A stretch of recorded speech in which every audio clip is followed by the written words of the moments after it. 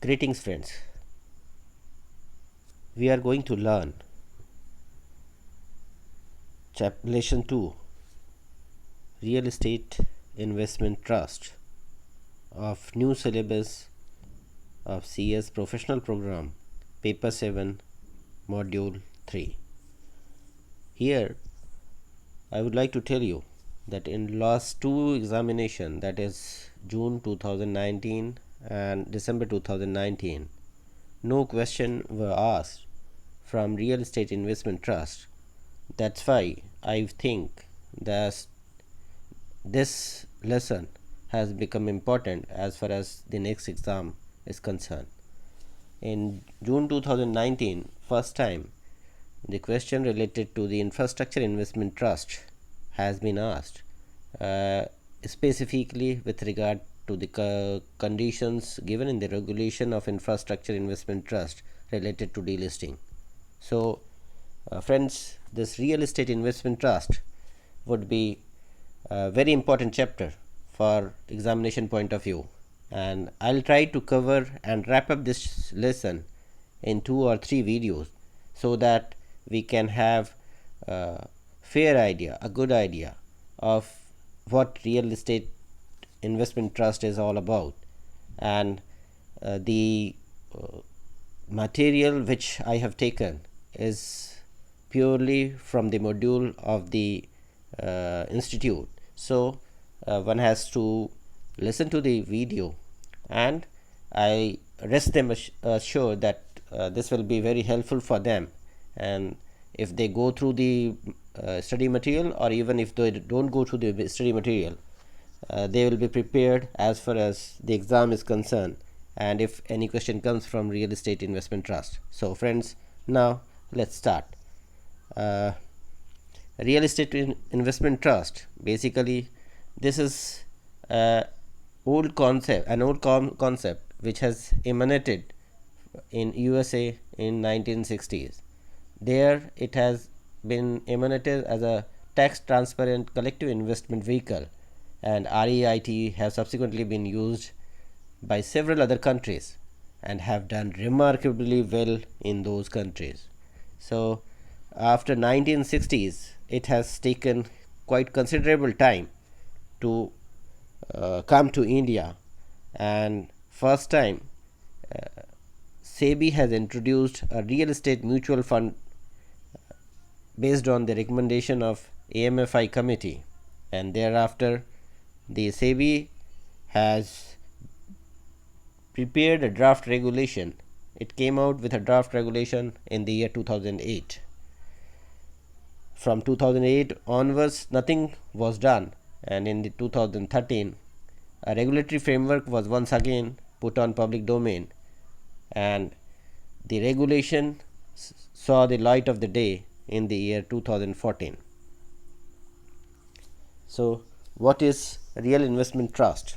Real investment trust is a collective investment vehicle wherein small investor can invest their money in the large real estate which yield in a handsome return. The real estate investment trust is governed by SEBI Real Estate Investment Trust Regulation 2014, which has been notified on 26 September 2014. The trust, as its name suggests, is set up under the Indian Trust Act 1882. So, the legal structure of real estate investment trust is of a trust under the Indian Trust Act. There are various parties which form the part of REIT. These includes sponsor groups, redesignated sponsor, manager, and trustee.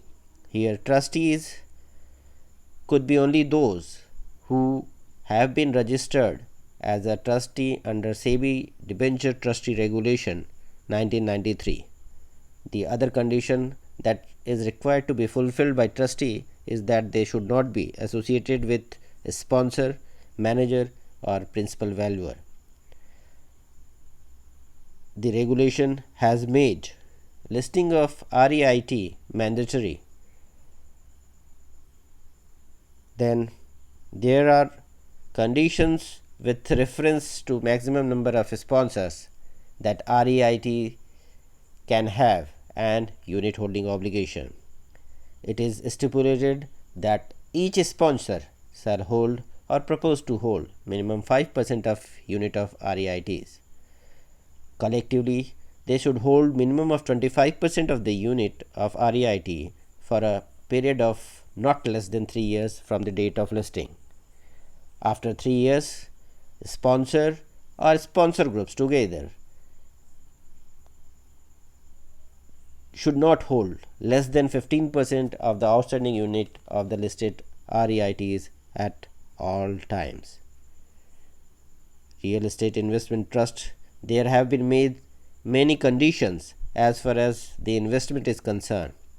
One of the most important condition is that at least 80% of the value of REIT assets need to be invested in completed and revenue generating properties. The balance 20% could be invested in developmental properties, mortgage backed securities, government securities, unutilized FSI of a project, TDR acquired for the purpose of utilization, money market instruments or cash equivalent. So it has been ensured that the investor, the unit holder, as it is called under the trust, receives the return on their investment under REIT.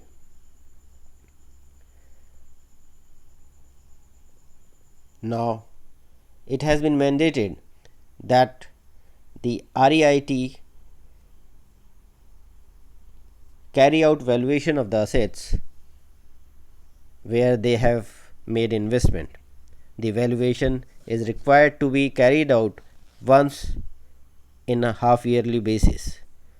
NAV declaration is required to made within 15 days from the date of valuation or when the valuation is updated. There is a provision that 90% of the net distributable income after tax of REIT shall be distributed as dividend to the unit holders at least on half yearly basis and shall be made not later than 15 days. So, with the passage of half year, within 15 days, whatever revenue is generated from the investment of REIT, 90% of it after tax is to be distributed to the unit holder. This has the dividend has been made tax free as per Finance Act 2014, and this ensures a regular return for the unit holder. There are certain conditions laid down with a reference to mode of investment. Under REIT, the REIT itself or through SPV holding at least 80% of their assets directly in such properties and shall not invest in other SPVs. So, it means that SPVs which have 80% of their assets in real estate properties, there only the REIT could make investment through these SPVs. The REIT norm should hold in these SPVs controlling interest so that to take care of its investment. That means not less than 50% of the equity share capital of a special purpose vehicle should be with REITs. There is conditions as far as the initial offer restriction is concerned. The regulation stipulates that a minimum offer size which is offered to public should be at least rupees 250 crore. minimum subscription and unit size has also been prescribed under the regulation. Under regulation, both for initial offer and for follow-on offer, for right issue, QIP issue, minimum subscription size of units of REIT is rupees 50,000 from each investor. The unit offered to the public in initial offer shall not be less than 25% of the number of units of the REIT on post issue basis.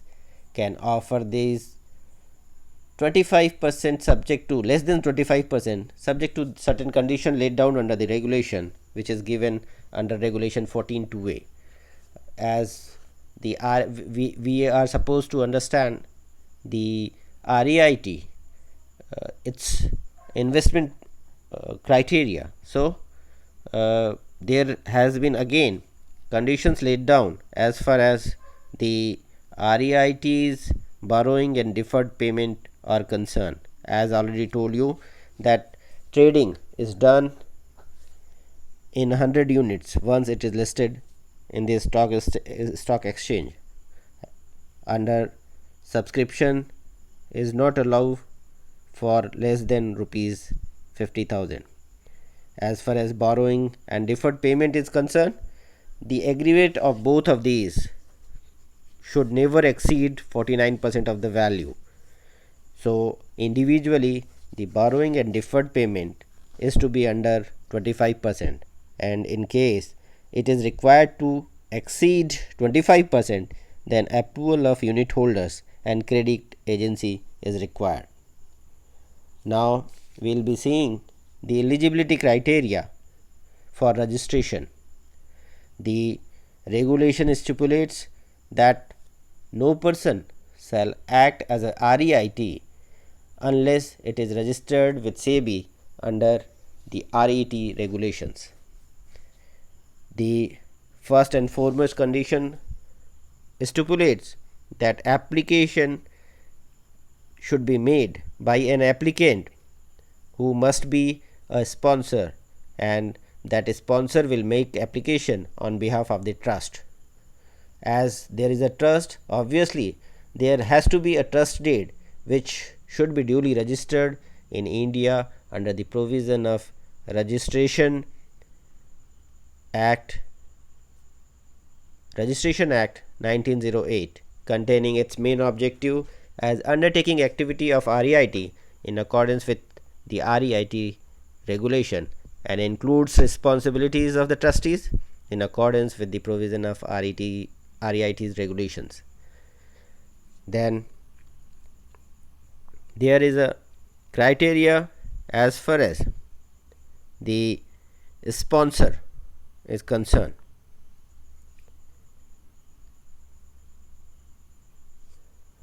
Each sponsor shall hold or propose to hold not less than 5% of the number of units of REIT on post initial offer basis.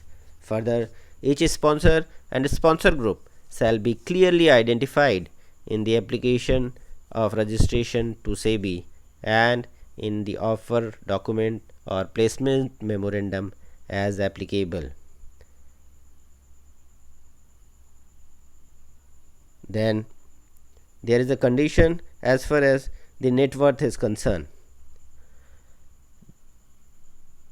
The sponsor should have a net worth of not less than rupees 100 crore on collective basis.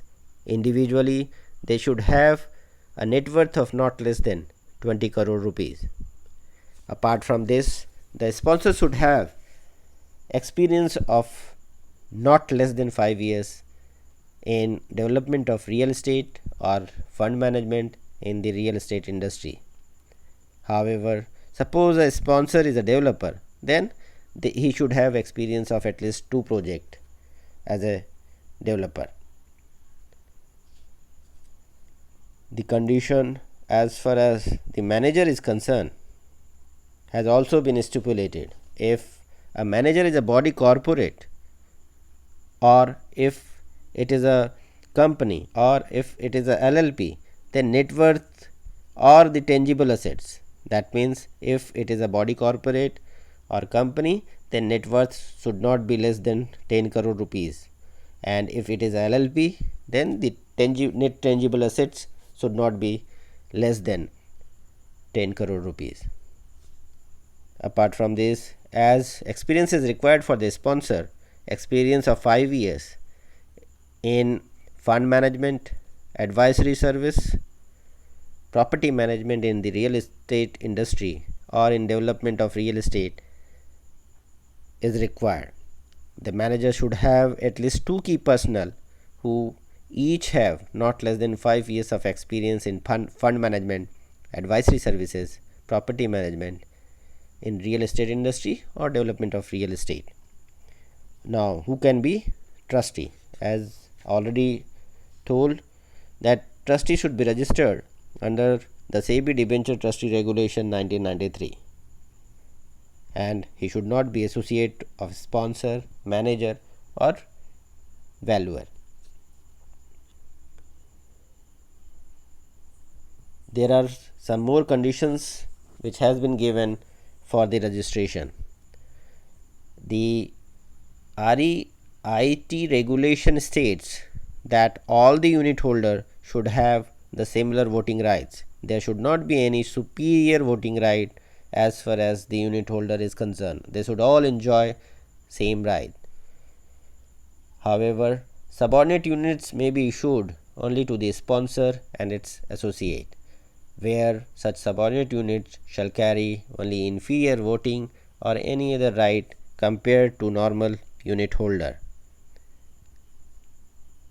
The next condition, which stipulate that the application should clearly describe at the time of application for registration details pertaining to proposed activities of REITs. The REIT parties to REIT are fit and proper person based on the criteria as specified in Schedule 2 of the SEBI Intermediaries Regulation 2008. Whether any previous application for grant of certificate by the REIT or the parties to the REIT or their director, members or governing board has been rejected by SEBI should also be declared in the application. Similar for the disciplinary action. If any disciplinary action has been taken in the past by SEBI or other regulatory authority against the REIT or the parties to the REIT or their director, member of governing board under any act or regulation or circulars or guidelines made thereunder should be disclosed in the application for registration. Friends, I'll close this video by covering up to the eligibility, and then in next few videos I'll try to cover the issue and allotment, listing, delisting procedure, so that we have short videos which can easily be comprehended by all of us, and I shall try that after completing the REIT I'll try to cover infrastructure investment trust by comparing it with REIT on one-to-one basis, so that at one place we have a fair idea about how REIT and IVIT have the same set of rules and regulations. Hope you would like this video and will be really benefited as far as the exam is concerned. Hope to see you soon. Thank you friends for watching.